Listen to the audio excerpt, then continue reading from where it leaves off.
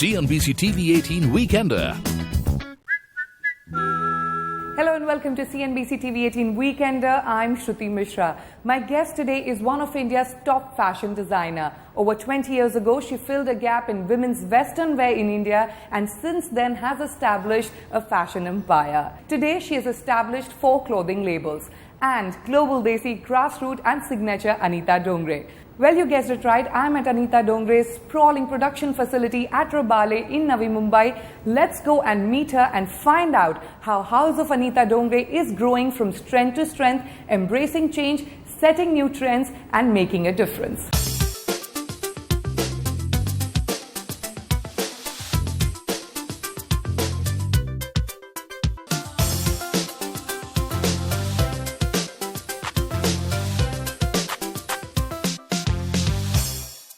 Thank you, Anita Dongre, for joining us on CNBC TV 18 Weekender. You started out with 2 sewing machines at home. You were only 15.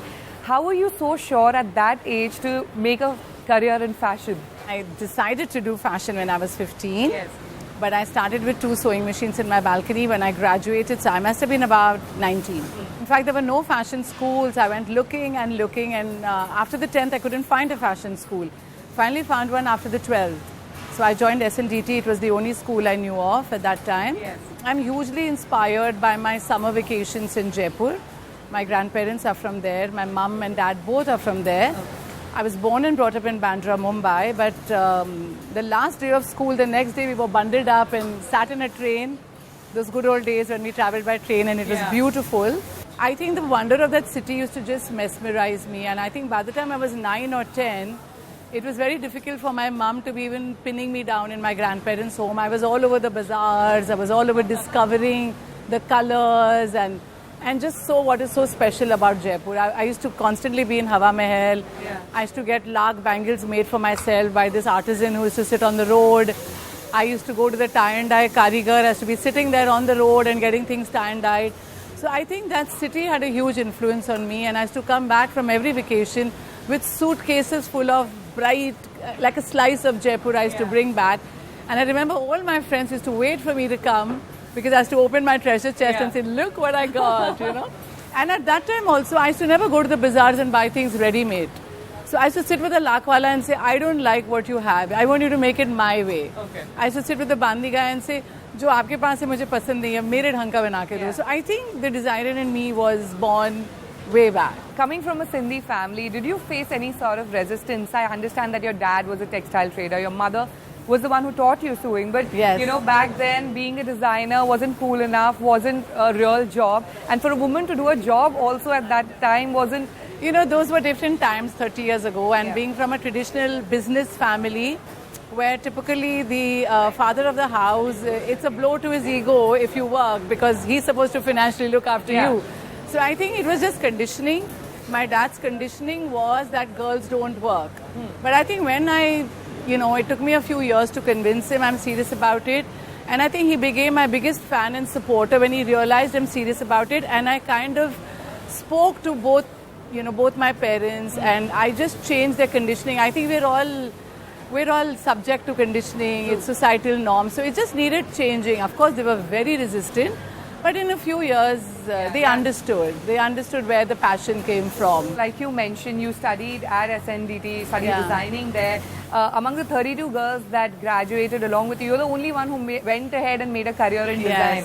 So what did you... That just speaks of the times that, and I think in those days, women just took up courses or just studied just to while away that time before they get married. No one even, I think, came to a fashion design school and said, okay, I'm going to make this into a career. Those were different times. Today, different times. Yes. So tell me about your startup journey. How was it like the beginning? Did you find takers for your simple and everyday clothes? I actually started with my first exhibition when I was studying at SNDT. 4 of us friends got together in the summer vacations and we hand-painted an entire collection of clothes ourselves, got a couple of tailors and got these garments made, and we did our first exhibition. So I probably did my first exhibition when I was 18. Okay. And I think that's when I was in business and the entrepreneur bug bit me because that exhibition was a success. So we did another exhibition in the next holidays. And that's it, we were in business. But you know, you were way ahead of your times. You know, you were here who was making comfortable, simple clothes, whereas everybody was going for like heavy embroidery and stuff. Yeah. Was it difficult to get into boutiques and stuff? You know, I did exhibitions and then I supplied to other boutiques for 10 years, but I did do the heavily embroidered stuff because I was dictated by those stores. Yeah. I think I really came into my own, and the milestone in my career came when I said one day that I'm going to find my own design voice and I'm not going to be dictated by the stores. And I think that was 19 years ago when I started And. Yeah. And was my way of saying that all this that I do is not me and this is the real me. And I think And really was for me exploring design and functionality and making it simple and making it part of your everyday life. Is there a story behind the first order?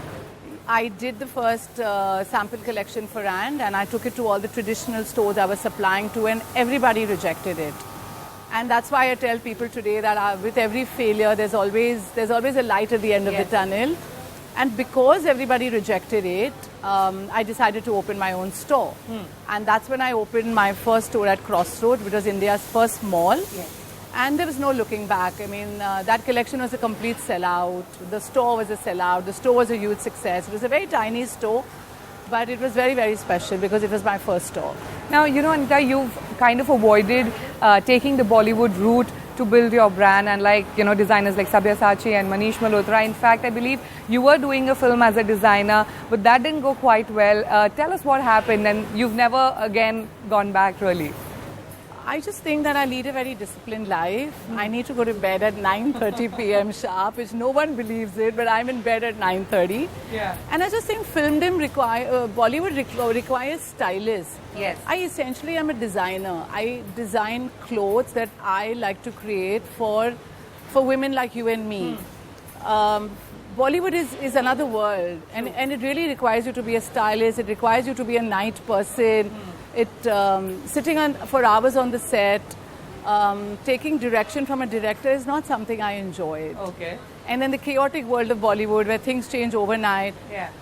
It's just something that I didn't feel comfortable, and touch wood, God bless, I've always done most of the time work that I'm comfortable with. All right, on that note, it's time for us to take a short break, but don't go anywhere as we continue to understand how Anita has tailored her way from tiny boutiques to building a fashion empire. Stay tuned.